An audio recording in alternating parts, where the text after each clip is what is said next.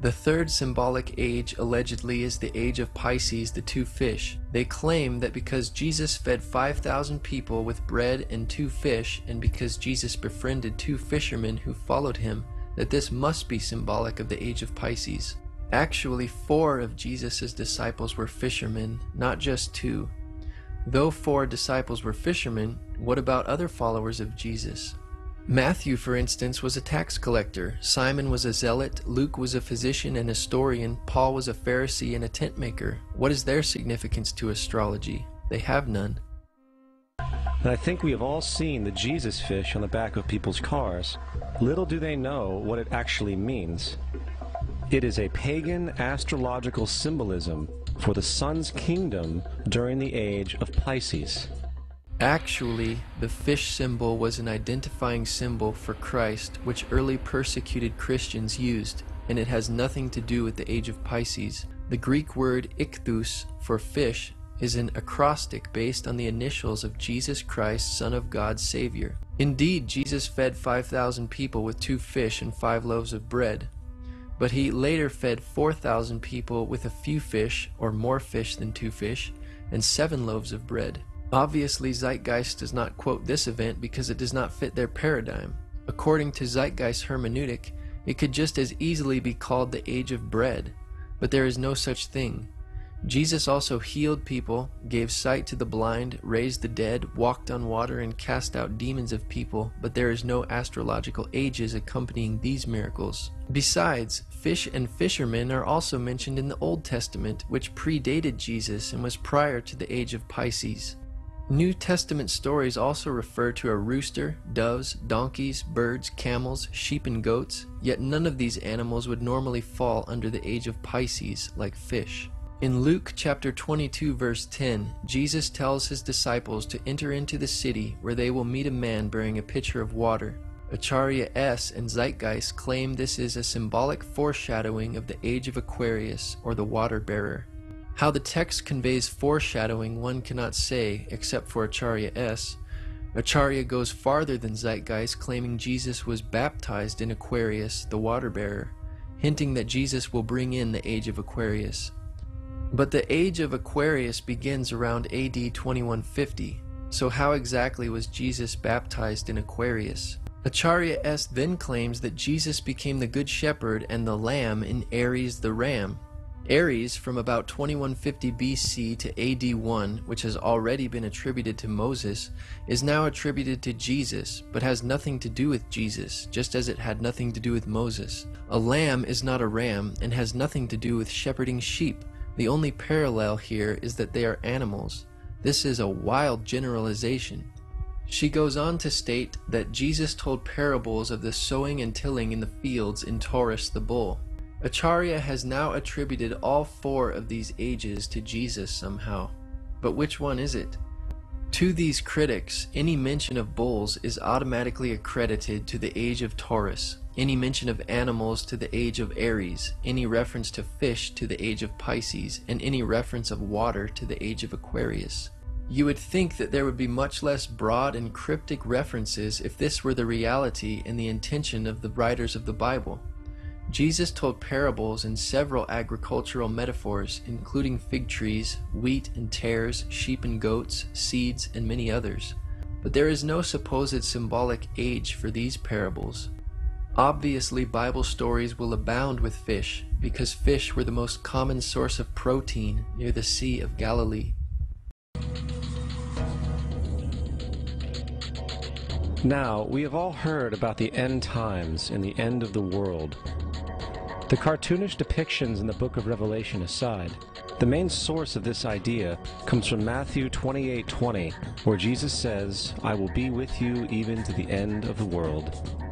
However, in the King James Version, world is a mistranslation, among many mistranslations. The actual word being used is eon, which means age. I will be with you even to the end of the age, which is true, as Jesus' solar Piscean personification will end when the sun enters the age of Aquarius. The entire concept of end times and the end of the world is a misinterpreted astrological allegory. Let's tell that to the approximately 100 million people in America who believe the end of the world is coming. Peter Joseph alleges that the main source for the Christian idea of the end of the world comes from Matthew 28:20, but this passage has nothing to do with Christian views of the end of the world. Rather, a complete thematic treatment of the passages concerning the end of the world make up most Christian views, which, for the most part, agree that Jesus will return as a thief in the night in flaming fire, taking vengeance on those that don't know God, and the earth will be burned up. Indeed, the word world in the King James Bible is translated to aeon in the Greek, or age. This word means forever, an unbroken age, perpetuity of time or eternity. Jesus was not referring to any astrological age like Aquarius or Pisces. He was referring to the end of the world or the end of the times as we know it. The Greek word aeon was used again by Jesus in reference to the end of the world when he said, "The harvest is the end of the world," or aeon, and the reapers are the angels. In Luke chapter 1 verse 70, Jesus refers to God's holy prophets which have been since the world or aeon began. God's prophets, such as Moses, did not live in the astrological age of Pisces as Jesus, yet Jesus includes them in this passage. It is obvious Jesus is not referring to an astrological age here. Paul stated in Romans 12:2, "Do not be conformed to this world or aeon, but be transformed by the renewing of your mind." Again, he is referring to time since the world began until it ends. The Bible also says, "The world or aeon passes away, and the lust thereof, but he that does the will of God abides forever." The amount of time it takes for the procession to go through all 12 signs is roughly 25,765 years. This is also called the Great Year, and ancient societies were very aware of this. The narrator, Peter Joseph, makes sure to say that ancient societies were very aware of this, because Zeitgeist's whole premise and theory is dependent upon the ancients acknowledging the astronomical concept to which they refer. However, modern astrological beliefs are not identical to the ancient astrological beliefs, and Zeitgeist's argument regarding the various astrological ages is irrelevant. Historian of science and winner of the Genius Award from the MacArthur Foundation, Dr. Noel Swerdlow's response to Acharya's claims in Zeitgeist are as follows. In antiquity, constellations were just groups of stars, and there were no borders separating the regions of one from the region of another.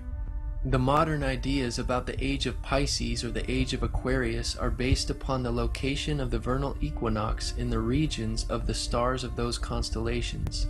But the regions, the borders between those constellations, are a completely modern convention of the International Astronomical Union for the purpose of mapping, and never had any astrological significance.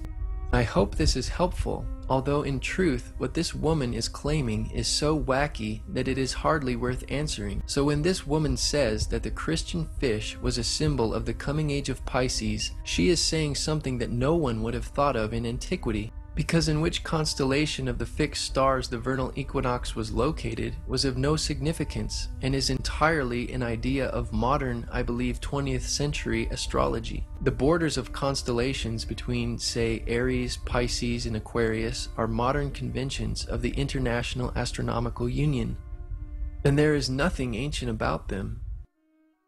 The Bible is nothing more than an astrotheological literary hybrid, just like nearly all religious myths before it.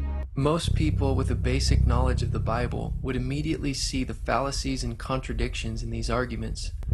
For example, the Bible and Jesus are clearly not hidden allegorical prescriptions for sun and star worship, because in Genesis chapter 1, God created the sun, moon, and stars. A further distinction is in Deuteronomy chapter 4, where God specifically forbids the Israelites to worship the sun and stars as the Egyptians did. Through the prophet Isaiah, God mockingly asked if the stargazers could actually protect those who follow them from the real power and maker of the universe. In the book of the prophet Ezekiel, God showed to Ezekiel in a vision 25 men of Judah in the inner court of the temple worshiping the sun rather than God.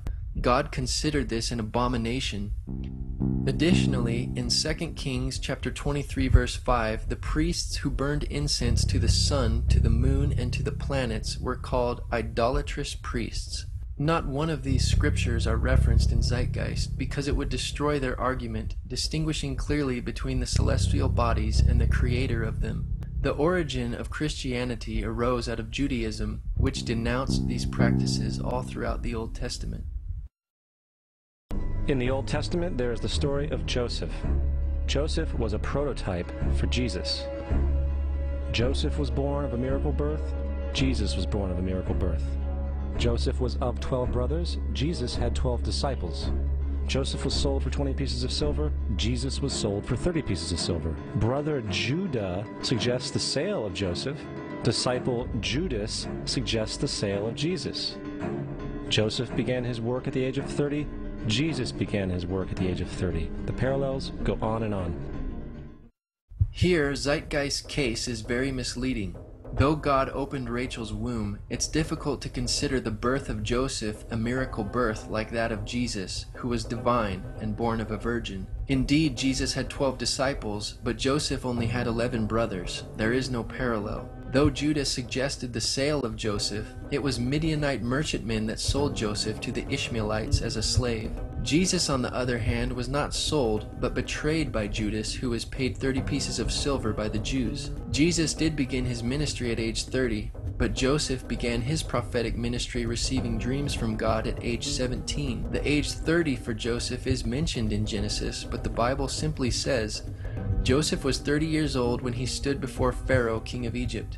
And Joseph went out from the presence of Pharaoh and went throughout all the land of Egypt. Aside from Zeitgeist parallels being inaccurate, the simple fact that there are parallels between Jesus and other people in the Bible like Joseph does not make either of them fictional.